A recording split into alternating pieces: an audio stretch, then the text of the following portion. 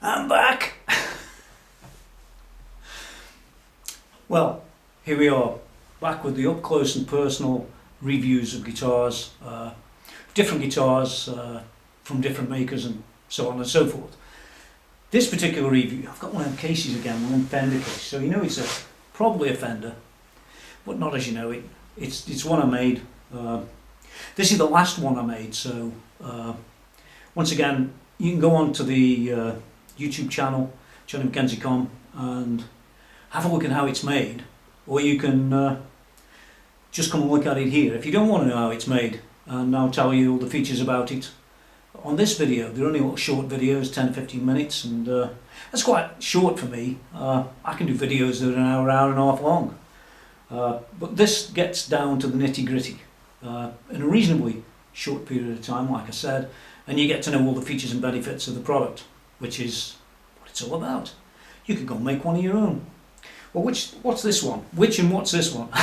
I'm getting all confused. There's so many guitars around here, man. Whose are they? Anyway, let's lift the lid and take a quick look at what's in here. It's something different. Oh, by the way, you can get to see this one played on the internet, on my channel, if you go and have a look. Oh, it's heavy. Oh, what's that? Well, this is it's a Fender Stratocaster. I'll call it that. Not quite. Not as you've seen one.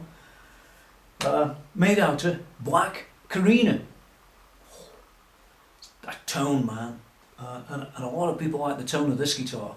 This guitar was made for other things than just regular Strat stuff. So let's get it out of the case and go a bit further. Hold on a moment. Well, here it is. It's an awesome guitar. This is one of my favourites. The problem is, I've got about 20 guitars now, maybe a few less than that. But I've got 20 favourites too. If I only had the one, it'd be my favourite. I'm going nuts, I don't know. Don't worry, we'll get to the serious stuff in a minute. This is great stuff, honestly, this guitar. Oh. Now, this is a rock guitar. This isn't one of them pussyfooting Strats that you get. You know the sort of flimsy, whimsical, there's no drive to it mode. No, not at all. This one's the real deal. If you play rock, you want one of these. Honestly, it's an awesome guitar. If you put it in front of a YJM or in front of a, the new Satch amp or on a Kemper even, honestly, it's an awesome sounding guitar, and it's got the drive to do it. So let's go close up and personal and see what this thing's really made of. Hold on. Well, here we are. Let's start as we mean to proceed. Let's talk about the body first. Great body. This is a Black Korina body. At least that's what they said it was, and that's what it is. A Black Korina body. It's I put a scratch plate or pick guard on this one because it gets a bit more stick than the others. It's a Black Korina back too, and we'll get to see the back when we flip it over. Once again, it's a hollow body. Yeah, I don't want a Strat to be weighing 12 pounds, do I? They should be lighter than that, especially at my age. Getting on hurts your neck if you get a big fat heavy guitar, and I should know. I've got some in particular that PRS Dragon 2002. That hurts your neck, trust me. To hurt your neck at your age too. Somebody should tell Paul. Anyway, let's look at this body.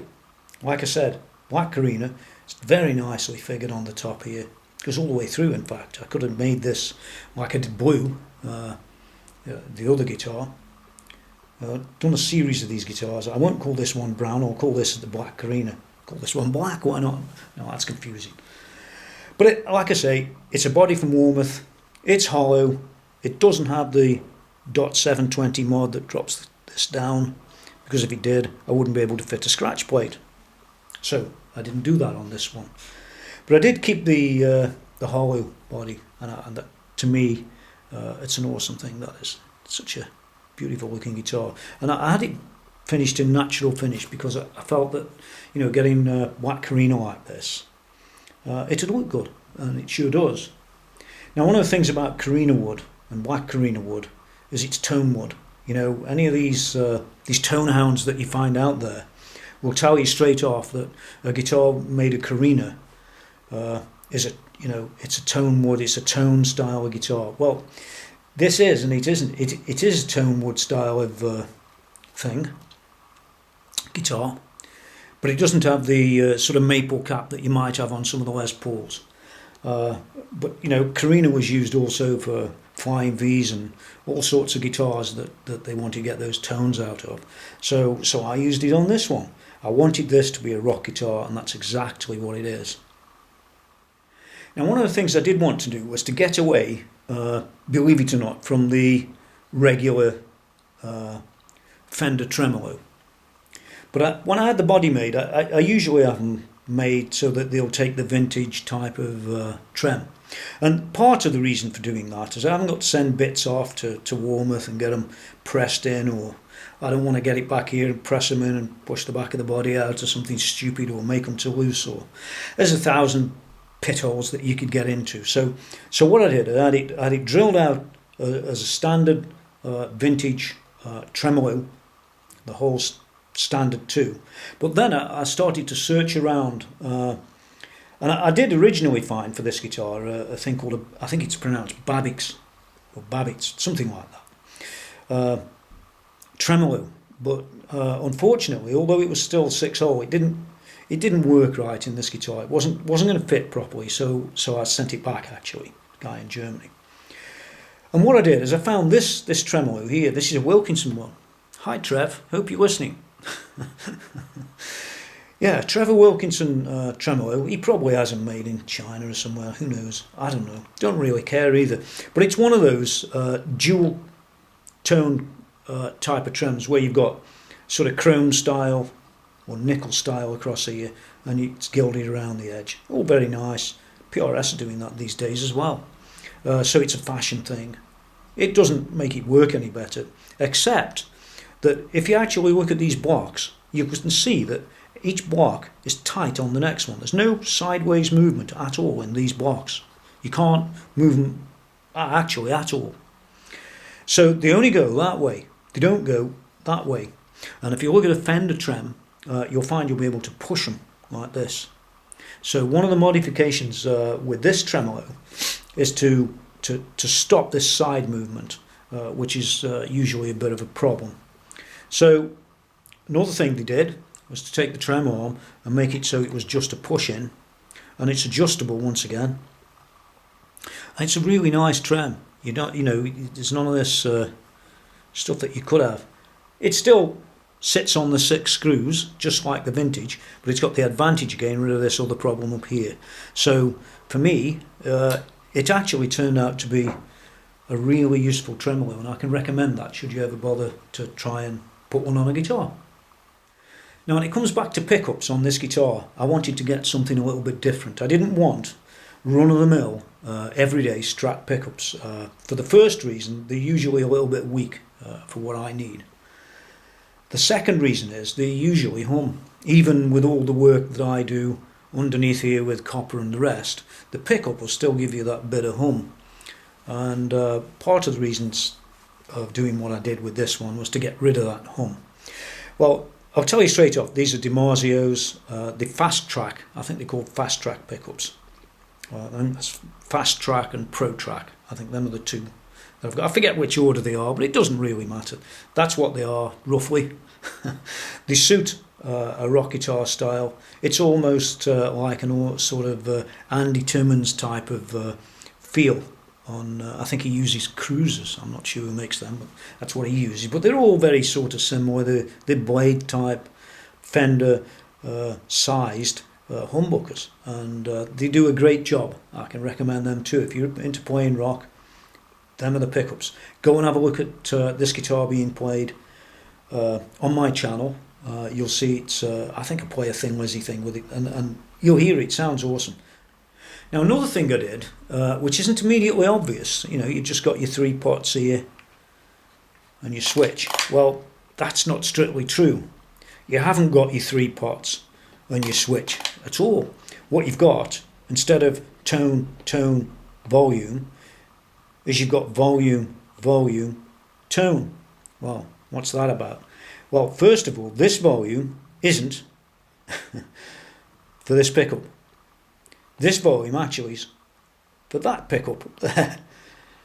There it is. This volume here is for this pickup. And the reason I did that, let me ask you this, guys. How many times have you played a Strat and you're playing away and you look down and this is gradually crept around and it's giving you 60 or 70% of the low output pickup that you've already got to start off with, and you're finding that, hey, it isn't quite driving as it should. Well, that happens all the time with me. So, especially when I'm in lead guitar mode and you're thrashing away at it. Well, when I'm in lead guitar mode, I could be in this pickup, or I could be in this pickup, but I've found by using this one to keep those volumes down there and this one to keep this volume, it works better for me, because if I do inadvertently knock this, it isn't usually when I'm down there, it's usually when I'm down here and the pick's down here and it's just sort of knocks it. So that was the first change I made to the wiring on this guitar. And I did another couple of things, one of which was, if I can pull it up, there it is. Nothing else moves. You can see, it's just this one. And all that does is coil split this one, so I can get back to a Strat sound if I want to, or I can leave it down where it defaults to this in humbucker mode, which is really, like I said, it's a rock guitar. It's not a poodle guitar. It's a rock guitar. So that was the other mod I did. Got the wiring diagram either from Seymour Duncan or from DiMarzio. I forget which one. Doesn't really matter. They're both the same, give or take. So that was the wiring on it. So up to now we've covered the body, the tremolo, the pickups, the wiring. I've talked a little bit about the copper in the cavities, which stops it from picking up spurious signals in the frequency band, which is getting more commonplace these days. So let's move on to the neck. I won't spend too long on this one because this is very much like the blue guitar that I built. Once again, I use a Fender Jeff Beck neck because these are the necks I like. It's a 62 style profile, definitely 60, 62. You can just tell. I like the frets on them. They're rounded off very nice. They're finished right. It's got the roller nut at the top. You can see it there, and you can see that it's highly likely maple on the back and it's highly likely rosewood on the front. Not much more to say, except that they're awesome necks and my number one choice every time. Let's move down to the headstock. Well, it's exactly what you'd expect to see. Jeff Beck neck, Fender Stratocaster, made in USA.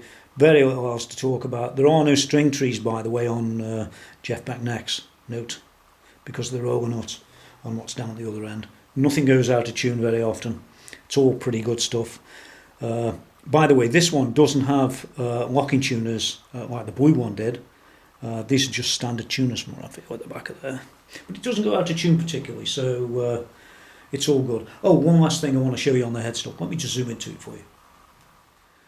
Yeah, I did have a little bit of customization done to it when I was doing it. I just thought I'd show you this. This is one of the most famous style necks that you can ever find, and you'll notice that it's an original motherfunker.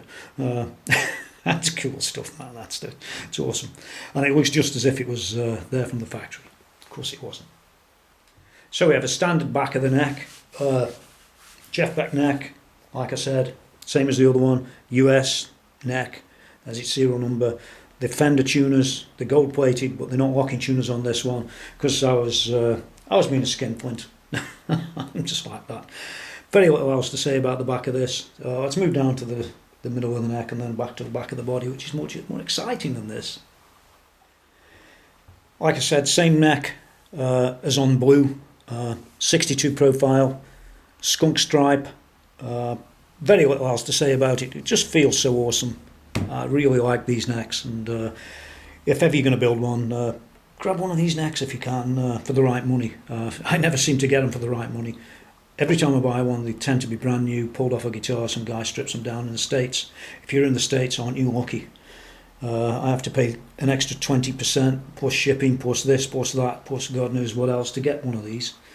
But relatively speaking, in the UK, it's a great neck. I'd buy one again.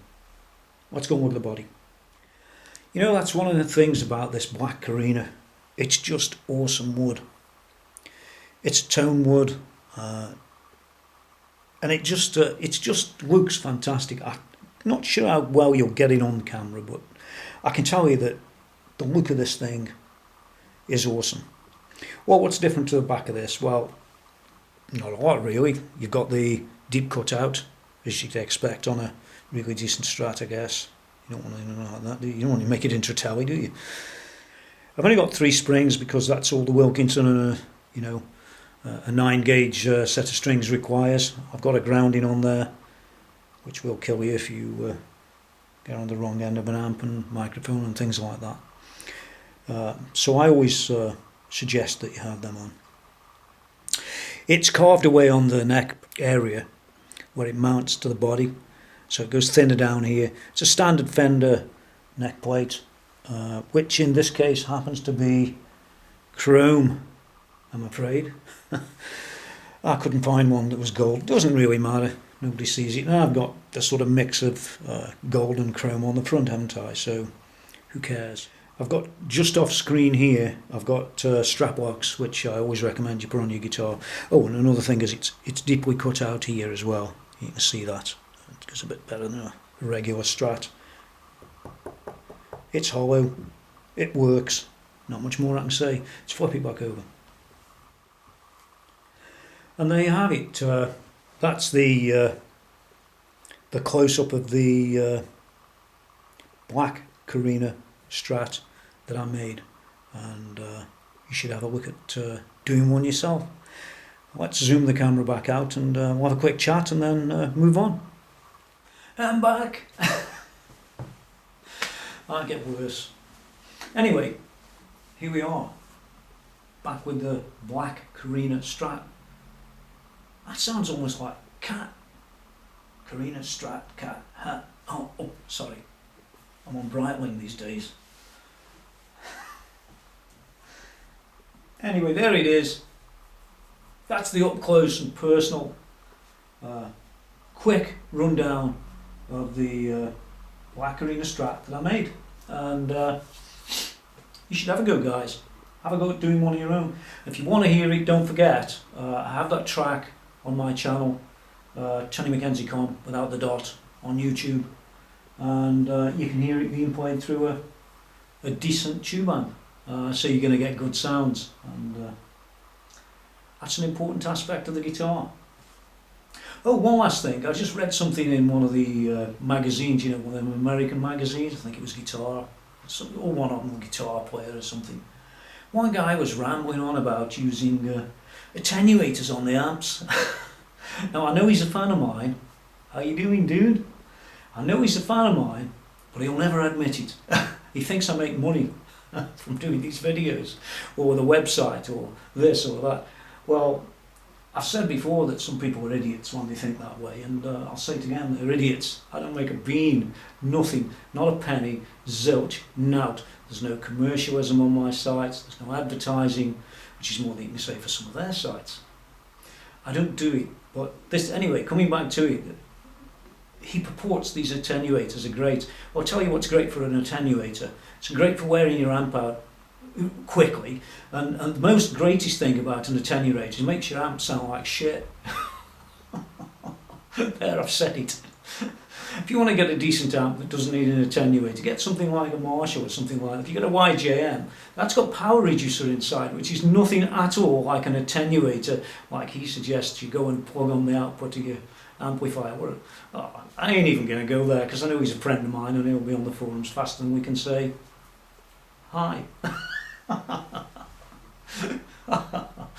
Oh, anyway, go and have a look at the other reviews, up close and personal, with some of these guitars, and maybe you'll gain something from looking at them, or get some ideas from some of the things I've talked about, or maybe use a tremolo that's like the one I used, maybe not, maybe you hate them, I don't know, it doesn't really matter. These are my ideas, and whatever you do, take a look at my website, www.tonymckenzie.com. There's a load of stuff on there that's reviewed, and That's the only last thing I'll leave you with. Honestly, guys, the thing I will really leave you with is nowhere on that site will you find a review of an attenuator, because I think people that use attenuators are yesterday people, and they don't understand tone. It's that simple. Till we meet again.